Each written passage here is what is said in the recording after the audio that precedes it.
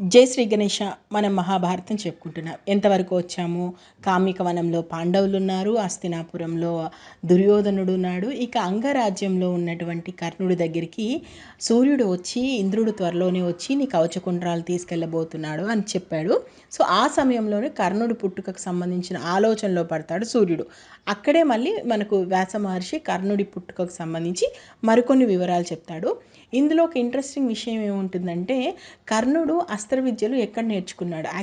మనకు మూవీస్లో, సీరియల్స్లో బాగా చూపించేది ఏంటంటే, కర్ణుడికి అసలు ద్రోణుడు కానీ, కృపాచార్యుడు కానీ ఎలాంటి అస్త్ర విద్యలు నేర్పించలేదు. ఆయన పూర్తిగా అబద్ధాలు చెప్పి పరశురాముడి దగ్గర విద్యలు నేర్చుకున్నాడని. అయితే ఇందులో కొంత నిజం ఉంది, కొంత అబద్ధం ఉంది. అసలు కర్ణుడు ఎక్కడ అస్త్ర విద్యలు నేర్చుకున్నాడు, కర్ణుడు అసలు ఎలాంటి బాధలు పడ్డాడో ఈరోజు ఎపిసోడ్లో మనం చూద్దాము. సో ఇప్పుడు సూర్యుడు ఆలోచనలో భాగంగా ఇప్పుడు కుంతి గురించి, కుంతి ఆమె 14 సంవత్సరాల వయసు ఉన్నప్పుడు వాళ్ళ ఇంటికి, అంటే భోజరాజు కుటుంబం దగ్గరికి దుర్వాస మహర్షి వస్తాడు. దుర్వాస మహర్షి అనగానే తెలుసు కదా, ఆయనకున్నంత కోపం ఎవరికి ఉండదు.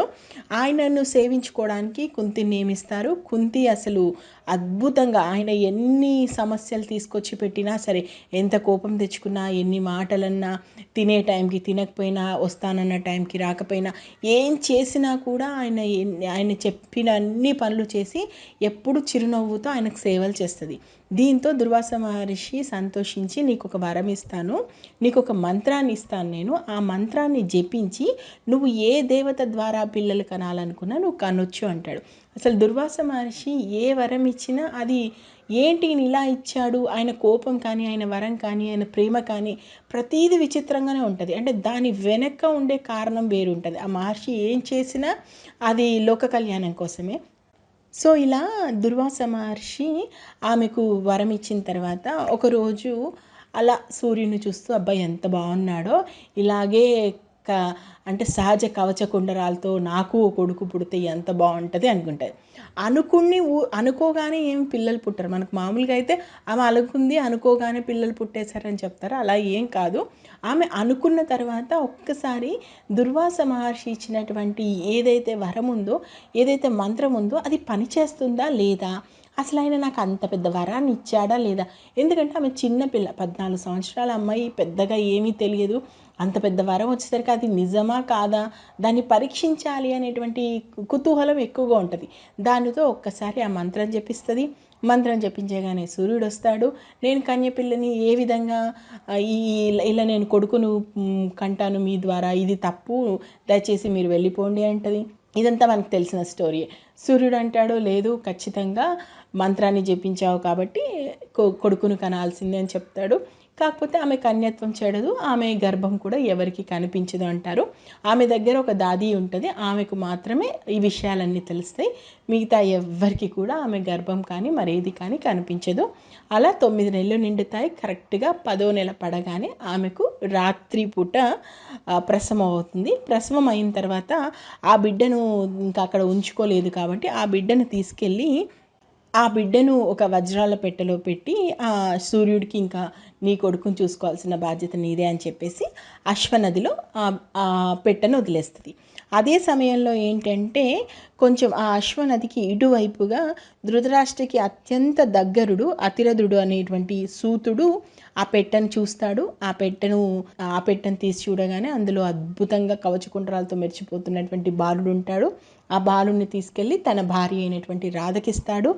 రాధ అప్పటి వరకు పిల్లలు లేక చాలా ఇబ్బంది పడుతుంటుంది, బాధపడుతుంటుంది కాబట్టి ఈ బిడ్డని ఎంతో ప్రేమగా పెంచుకుంటుంది. ఇలా ఆ బిడ్డ రాధేయుడిగా మారతాడు. ఇంతవరకు మనకు తెలుసు. అయితే మహాభారతానికి సంబంధించి వ్యాస మహర్షి ఒకే చోట అన్ని విషయాలు చెప్పాడు. చాలా ట్విస్ట్ల మీద ట్విస్టులు జరిగిపోతుంటాయి. మనకు తెలుసు కదా, అర్జునుని మునిమనువడైనటువంటి జనమజయుడి దగ్గర కథ స్టార్ట్ అవుతుంది. ఎక్కడో ఇంకో 5 తరాలు భీష్ముడి తాత దగ్గరకి వెళ్తుంది మళ్ళీ. అంటే అటు 8 తరాలు, ఇటు 8 తరాలు అన్నట్టుగా కథ సాగుతూ ఉంటుంది. కాబట్టి అందులో అక్కడక్కడ కొన్ని ట్విస్టులు రివీల్ చేస్తూ వెళ్తుంటాడు వ్యాస మహర్షి. నేను ఎక్కడా కూడా దాని మీద నా సొంత పైత్యమో నా సొంత అవగాహననో పెట్టాలనుకోవట్లేదు. కేవలం మహాభారతానికి సంబంధించి ఒక 4-5 పేపర్స్లో ఉన్నటువంటి ఒక చాప్టర్ లేదా ఒక పార్ట్ చదువుతున్నాను, అది వీడియోగా చేస్తున్నాను. సో ఈరోజు మనకు సూర్యుడి ఆలోచనలో భాగంగా ఒక్కసారి కర్ణుడి విద్యాభ్యాసం వరకు వెళ్తుంది. కర్ణుడి విద్యాభ్యాసానికి సంబంధించి మనకు సినిమాల్లో చూపించినంత సీన్ అయితే లేదు.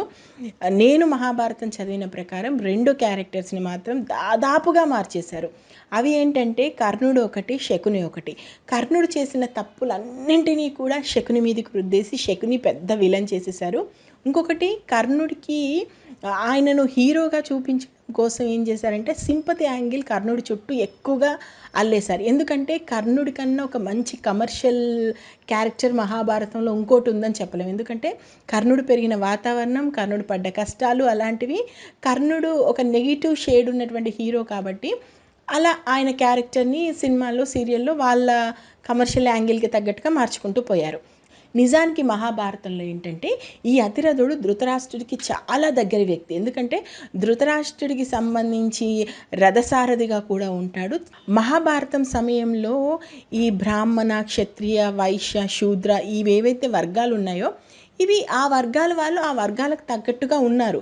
అయితే ఆ రోజుల్లో అందరూ కూడా విద్య నేర్చుకున్నారు. ఇప్పుడు అస్త్ర విద్యకు సంబంధించి అది కేవలం క్షత్రియులకు, బ్రాహ్మణులకు సంబంధించిన విషయంగా మనకు ఫోకస్ చేసి చెప్పడం జరిగింది. కానీ మిగిలిన అందరూ కూడా విద్య నేర్చుకున్నారు.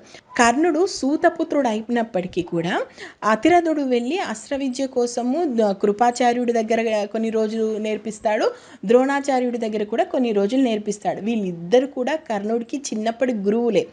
అయితే ఇక్కడ సమస్య ఏంటంటే దివ్యాస్త్రాలు మాత్రం నేర్పించరు. అంటే దివ్యాస్త్రాలు నేర్చుకోవడానికి మాత్రం వీళ్ళకి అనుమతి లేదు. ఎందుకంటే ఒక సూతపుత్రుడికి నువ్వు అన్ని రకాల దివ్యాస్త్రాలు నేర్పించగలిగితే అతడు ఆ రాజుకు అనుకూలంగా ఉన్నాడా సరే, ఒకవేళ వ్యతిరేకిస్తే అది ఆ రాజ్యానికే చేటు జరిగేటువంటి అవకాశం ఉంది. కాబట్టి ఇలాంటివి దృష్టిలో పెట్టుకొని వాళ్ళు రాజగురువులుగా ఉన్నప్పుడు అక్కడ విద్య నేర్పిస్తున్నటువంటి సమయంలో క్షత్రియులకు ఎంతవరకు విద్య నేర్పించాలి, బ్రాహ్మణులకు ఎంతవరకు విద్య నేర్పించాలి, మిగతా కులాల వారికి ఎంతవరకు విద్య నేర్పించాలి అన్నదాన్ని విడివిడిగా చేసుకొని విద్య నేర్పించారే తప్ప మొత్తానికే విద్య నేర్పించకూడదు, వాళ్ళు అసలు అస్త్రశస్త్రాలే పట్టకూడదు అనేది మాత్రం ఎక్కడ లేదు. కర్ణుడు చక్కగా నేర్చుకోవాల్సినటువంటి అస్త్ర విద్యలు నేర్చుకున్నాడు. కానీ కర్ణుడి టార్గెట్ ఏంటి? అర్జునుడు అంత గొప్పవాడు కావాలంటే భూప్రపంచంలోనే తనను మించిన విలుకాడు ఉండకూడదు అన్నది కర్ణుడి యొక్క సంకల్పం. కాబట్టి అలాంటి విద్య నేర్పించడానికి మాత్రము ద్రోణుడు కానీ కృపాచార్యుడు కానీ వెనకడుగు వేశారు. అందుకే అతను పరశురాముడి దగ్గరికి వెళ్ళి నేర్చుకోవాల్సి వచ్చింది. కానీ నిజంగా కర్ణుడు కష్టాలు పడ్డాడు. కానీ మరీ సినిమాల్లో చూపించినంత దారుణమైనటువంటి హేళన మాత్రం ఆయనకు జరగలేదు. ఎందుకంటే అతిరథుడు ఏమి మరీ తక్కువ ఫ్యామిలీకి సంబంధించిన వ్యక్తి కాదు. అతిరథుడి కుటుంబం కూడా మంచి కుటుంబమే, మంచి గుర్తింపు ఉన్నటువంటి కుటుంబమే. సో ఏంటంటే ఇక్కడ నేను మహాభారతంలో ఇప్పుడు ఎంతవరకు ఉందో అంతవరకే చెప్తాను. ఈవెన్ కర్ణుడికి సంబంధించి మనం ముందు చెప్పుకుంటుంటే ఇంకేమైనా విషయాలు వస్తే అది కూడా అక్కడే చెప్పుకుందాము. మహాభారతం నేను ఉన్నది ఉన్నట్టు చెప్పాలనుకుంటున్నాను. నేను సొంతగా ఏమీ యాడ్ చేయదలుచుకోలేదు. కాబట్టి ఇక్కడ ఉన్నది ఏంటంటే కృపాచార్యుడు, ద్రోణుడు ఎంతవరకు ఒక సూతుడికి విద్య నేర్పించగలుగుతారో అంతవరకు విద్య నేర్పించారు. ఆ తర్వాత ఆయనే పరశురాముడి దగ్గర నేర్చుకోవడం జరిగింది. ఇది ఈరోజు ఎపిసోడు. మనం నెక్స్ట్ ఎపిసోడ్లో ఇప్పుడు వీళ్ళు పాండవులకు సంబంధించి అరణ్యవాసం ఎండింగ్లో ఉన్నారు. అంటే 12వ నెలలో ఉన్నారు. ఇప్పుడే పాండవులందరూ నీళ్ళకని యక్షుని చెరువులోకి వెళ్ళి నీళ్ళకని వెళ్ళిన మిగిలిన 4 పాండవులు కూడా చనిపోతారు. యక్ష ప్రశ్నలకు సమాధానాలు చెప్పి ధర్మరాజు మిగిలిన పాండవుల్ని ఏ విధంగా రక్షించుకున్నాడో ఇంకొక ఎపిసోడ్ చెప్తాము. అది అయిపోయిన తర్వాత మనకి అరణ్యవాసం పూర్తయిపోయి అజ్ఞాతవాసం మొదలవుతుంది. సో నేను మహాభారతం ఉన్నది ఉన్నట్టు చెప్తున్నాను. మీకు నచ్చితే ఆశీర్వదించండి. ఇప్పటివరకు మహాభారతంలో ఏం జరిగిందో తెలుసుకోవాలనుకుంటే మన ఛానల్లో ఆ ప్లేలిస్ట్లోకి వెళ్ళండి. మహాభారతం ప్లేలిస్ట్ ఉంది, అక్కడ ఇంతవరకు జరిగిన స్టోరీ అంతా ఉంది. Thank you. జై హింద్.